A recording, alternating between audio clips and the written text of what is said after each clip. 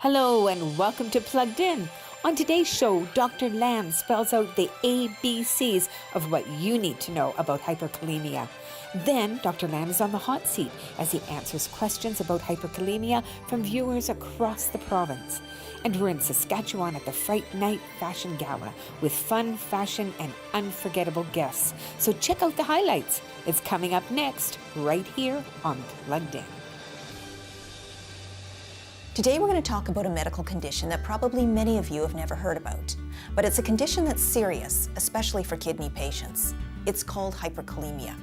And in just a few minutes, we're going to sit down with Dr. James Lan, nephrologist here at Vancouver General Hospital. And he's going to talk to us about everything you need to know about this condition, including the risks. So don't go away. So thank you so much for being here today, Dr. Lan, and welcome to Plugged In. It's my pleasure to be here today. So Dr. Lan, in a nutshell, what is hyperkalemia? So very simply, hyperkalemia means that the level of potassium in the blood is too high. Potassium is an electrolyte that everybody needs for the body to function properly. But in a state of hyperkalemia, that person's potassium level is simply too high. So what would you say some of the common causes are of hyperkalemia? So it's interesting because potassium is a critical electrolyte that everybody needs. And in a normal circumstance, your body can properly excrete it in the urine. So as much potassium as you take in, you should be able to pee it out. In the normal circumstance, that's the case. But in patients with kidney disease, that's when potassium builds up in the body and that there's an inability for the kidneys to excrete potassium. So would kidney patients or others, would there be any common symptoms that they would feel? Most of the time when patients have hyperkalemia, they actually feel no symptoms. In the severe cases, people may feel like their muscles are cramping up, they may become weak, and in severe cases, their heart can actually stop. So what I want to stress here is that unlike many medical conditions in hyperkalemia, many patients actually feel fine whatsoever, unless you do a blood test to confirm that. And so we talk about, having kidney disease can make you at higher risk for hyperkalemia. Do you have any idea how many kidney patients may actually be at risk or affected by hyperkalemia? Yeah, so if you look at most studies, depends on the cutoff used to define hyperkalemia, anywhere between 20 to 40% of kidney patients can actually have this condition. That's pretty high. That can be very high, yeah. So how serious is this condition?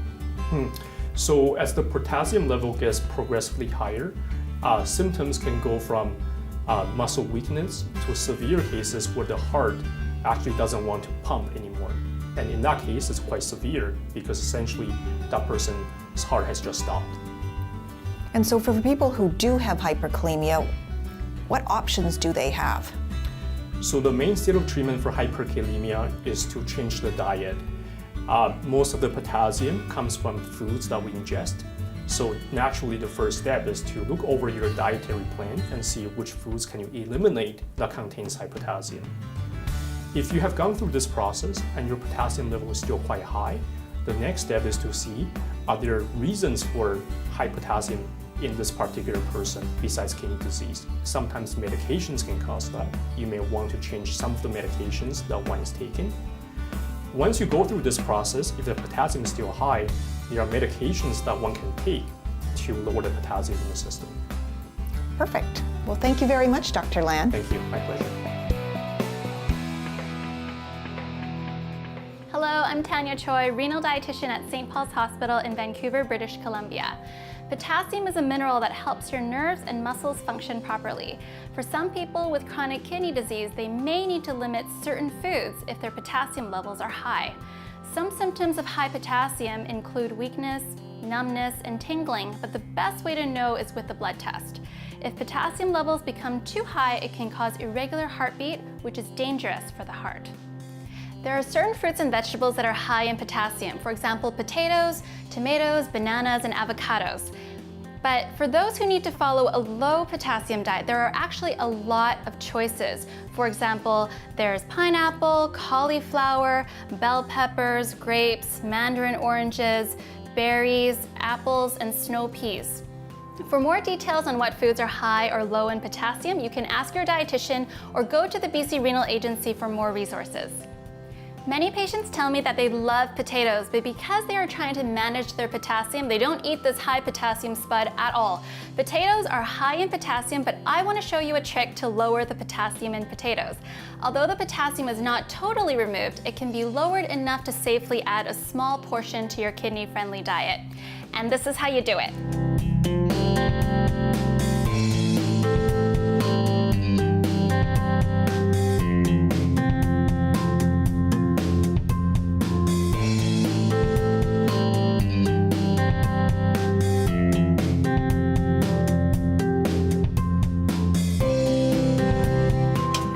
Drain the water from the potatoes. You can prepare them as you like. I've chosen to mash my potatoes today. And so after you double boil the potatoes, you can actually reduce the potassium by almost half. Hello, Plugged In viewers. Thanks for joining us again. Guess where we are tonight? We are here in Saskatoon at the Fright Night Fashion Gala. It's an annual fundraising event, and boy, is it fun. Not only does it bring out all kinds of people from the renal community, but later on, you know what? There's a fashion gala where you can actually bid on Halloween costumes, which is a really cool thing. But right now, people are starting to come on in. We're going to talk to a few and see what brings them here tonight. Hello, ladies. Hi. And who am I speaking with? I'm Angela. Angela. Hello, Angela. And? Kelly. And Kelly. Is it your first time at the Fright Night Fashion Gala? It is, yeah. Absolutely. Well, I wouldn't know that because you guys look fantastic. Okay, so just like the regular red carpet, you got to tell us, what are you wearing tonight? Just a simple black cocktail dress. A little boa, and I'll get my makeup done soon. Right, in the spirit of Fright Night Fashion Gala. Yeah. And yourself, I'm loving the suspenders. Yeah, the suspenders, Valley Village, all the way. And a girl. I'm kind of seeing a little Charlie Chaplin. A little bit with the little bowler hat. Yeah. Oh, fantastic. So what brings you here tonight? Me and Kelly actually work together, and she is I'm a recipient, kidney transplant recipient. Fantastic. How many years? 30 years. I got it from my mom. Now, it's hard to imagine you got it 30 years ago. You must have been, what, just a baby? 3 years old, yeah. Don't remember a thing. I've only seen pictures and heard stories. And post-recovery, everything the last 30 years, Everything's been going great, yeah. Played hockey since I was 5 years old, and all sports, ball, everything, and just lived a normal life. So you know the real importance of organ donation. Yeah. To our viewers, do you have anything that you would say about the importance of somebody signing that donor card or being an organ donor? Yeah, absolutely. It definitely saves lives. Just like the Boulets coming here tonight, that's such a great gift he gave, that Logan did for us, and just hopefully more people sign that donor card, because I mean you don't need them when you're gone, so you might as well give them to someone who needs them. Your first time here at the Fright Night Fashion Gala? Yes. For me it is. For me, yep. And what brings you out here tonight?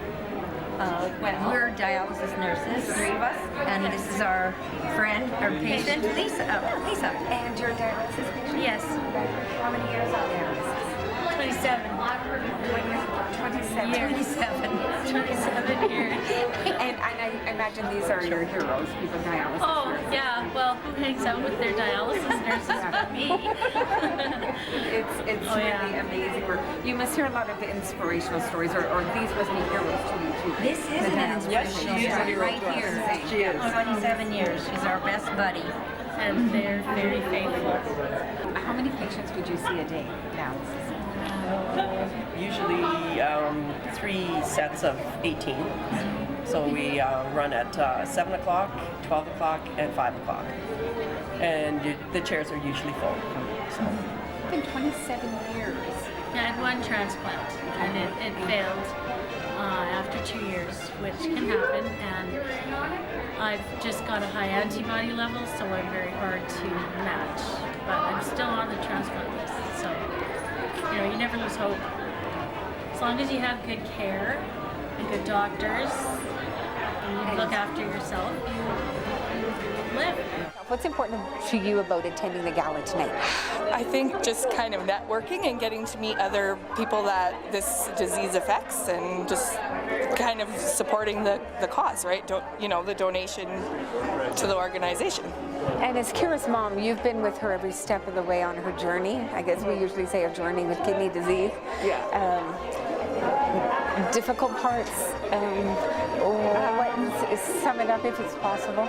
I think the most difficult part for me was when she went from kidney disease to renal failure, and she had to start hemodialysis. So getting that permacath in was pretty traumatizing, but we're moving past that now. So. But the inner strength that she has and what she's pulled through, I mean, it really, you must be very proud. And she definitely, she always has a smile on her face, even more, I'm the one crying and freaking out, and she's always just graceful. So. Well, you're inspiring to many, Kira. Thanks for joining us. And now is party time. You guys get to enjoy. We're excited. Thank you so much. And we're back with Dr. Lan, and I've got some great questions from our viewers to ask you. I'm excited. Fire away. So Barb from Victoria asks, I have kidney disease. Does that mean I am at increased risk for hyperkalemia? So Barb, that's an excellent question. When someone has kidney disease, it can range from mild to severe kidney disease. So for stage 4 to 5, as the severity of kidney disease gets worse, that's when the risk for hyperkalemia goes up higher. But for most studies, if you look at them as a whole, most kidney patients, about 20 to 40% of them will have a higher risk for hyperkalemia. So Manpreet from Abbotsford asks, how do I know if I have high potassium? So Manpreet, the only way to diagnose high potassium is to do a blood test to check the actual potassium level. Most patients with high potassium, they suffer no symptoms. So unless you do a physical blood test to confirm that, it would be very difficult to diagnose it. I often get asked about meal ideas that are kidney friendly, lower in salt, potassium, and phosphorus. I want to show you a kidney friendly recipe today, a delicious burger. The ingredients are simple with mixing the following ingredients together. I've got some ground beef here. You can make this recipe with turkey or chicken. And then these spices, I've got cumin, cayenne pepper, chili powder, black pepper, garlic powder. I've got 1 egg, some minced onion, minced jalapeno pepper, and a little bit of water.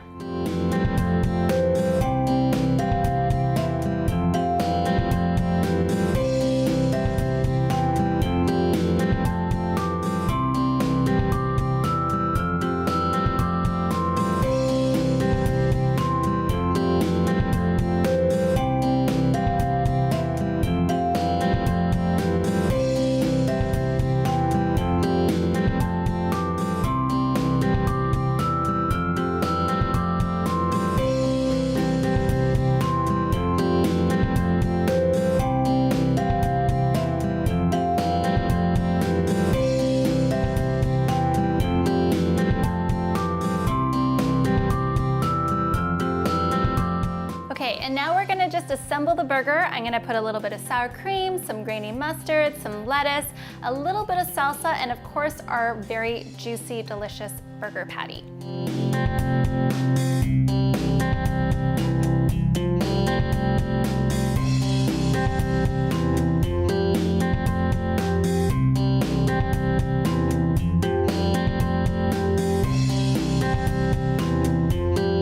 And there you have it, a juicy and delicious burger with a side salad and a little bit of fruit. If you're looking for more meal ideas, recipes, information on nutrition, talk to your dietitian so you can find delicious items to fit into a kidney-friendly diet. I hope you like the tips from today. Thanks so much for watching Healthier You. So today we're going to meet a remarkable young lady who has faced far more than her fair share of medical challenges. But despite all these challenges, she keeps an incredible positive attitude, an incredible approach with such courage and bravery to how she faces these challenges. Today I'm very pleased to introduce you to a young lady named Kira Morissette. Welcome, Kira. Thank you for having me. Well, thank you for being here. You know, Kira, you were all of 11 when you were diagnosed with kidney disease. Yes. So, you know, that's very young, and you probably at that point didn't even really know what this was.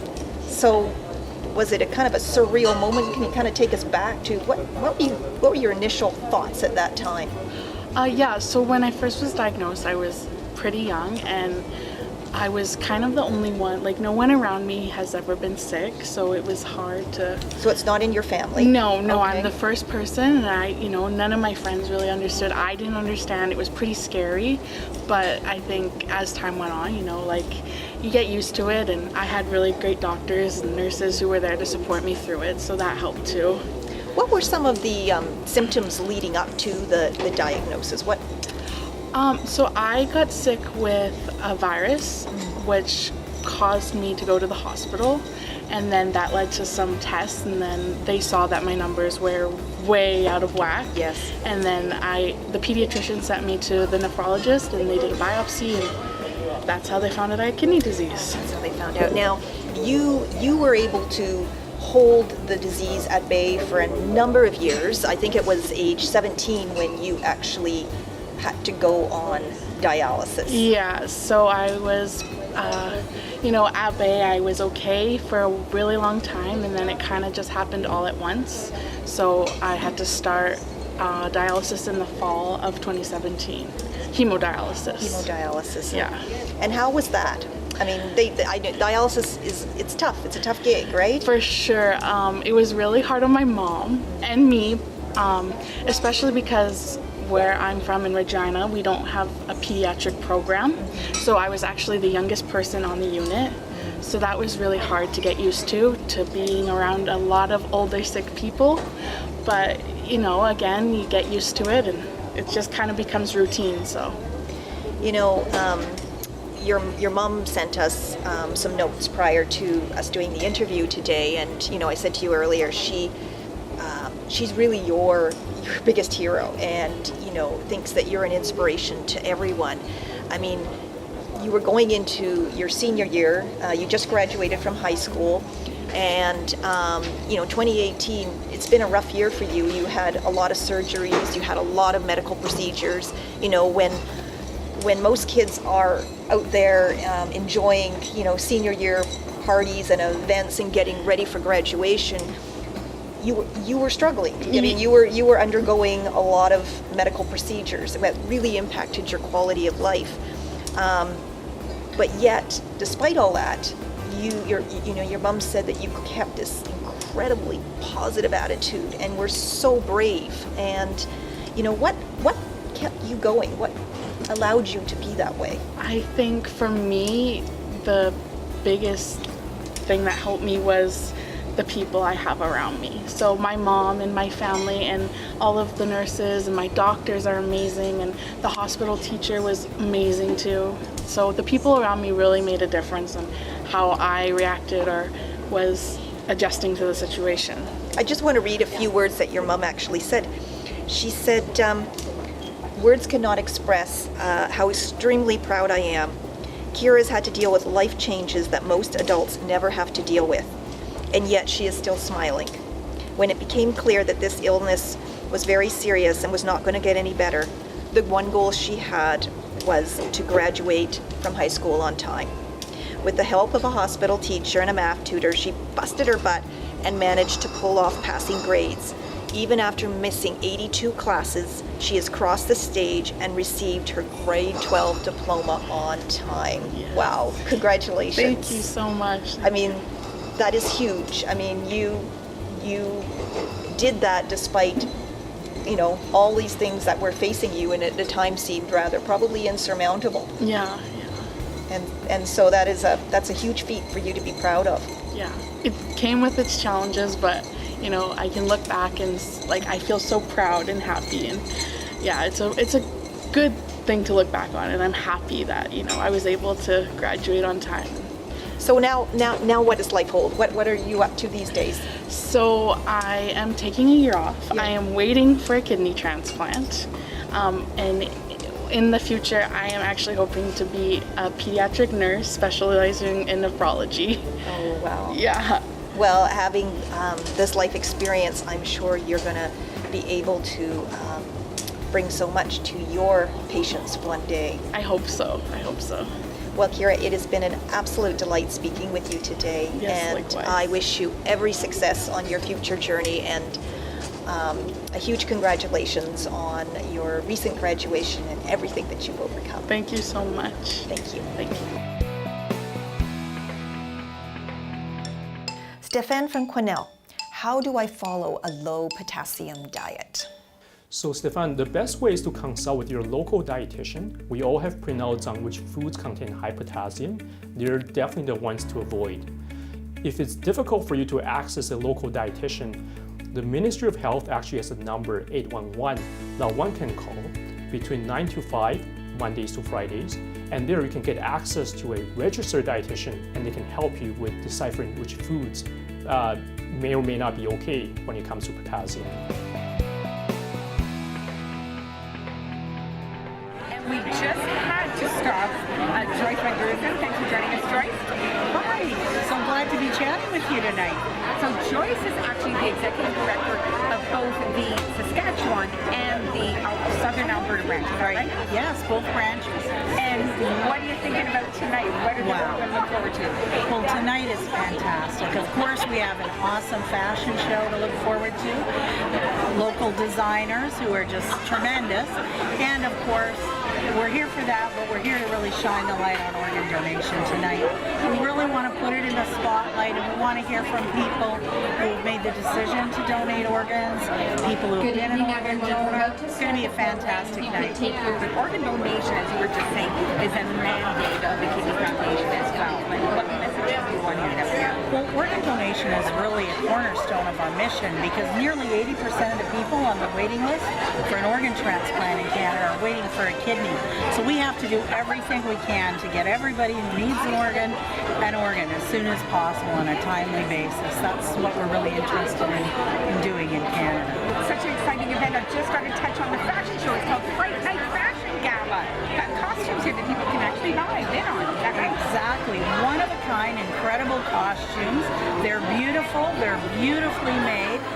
And it's the way that people can support programs and services for people in Saskatchewan who are living with the challenges of kidney disease, and of course help spread the word and help support our work in promoting organ donation.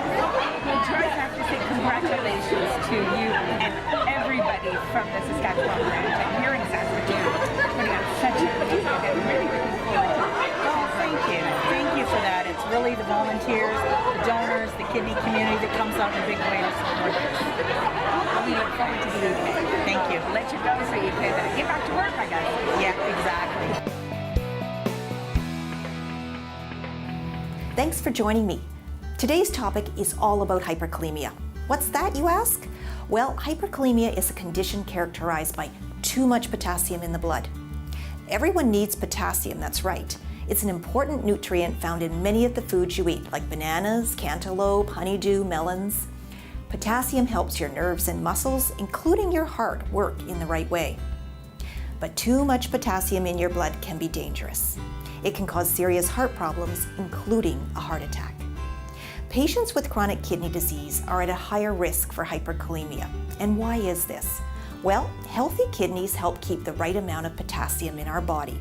However, if you have chronic kidney disease and your kidney function declines, potassium levels in the blood increase. Severe hyperkalemia is particularly dangerous. It can even be fatal.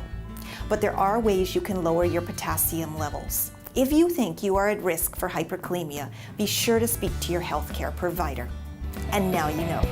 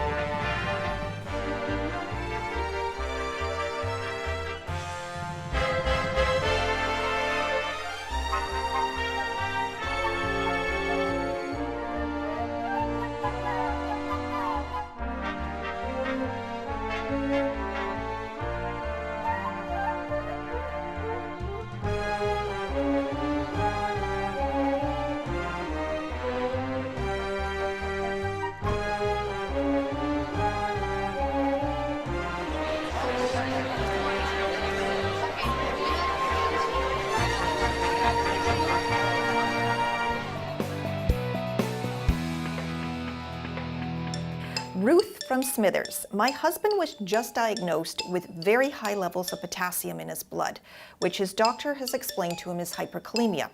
Should I be worried? How serious is hyperkalemia?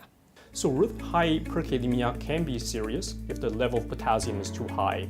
What I would suggest to you is to consult with your husband's physician to find out the level of the potassium to see if it's critically high or borderline high.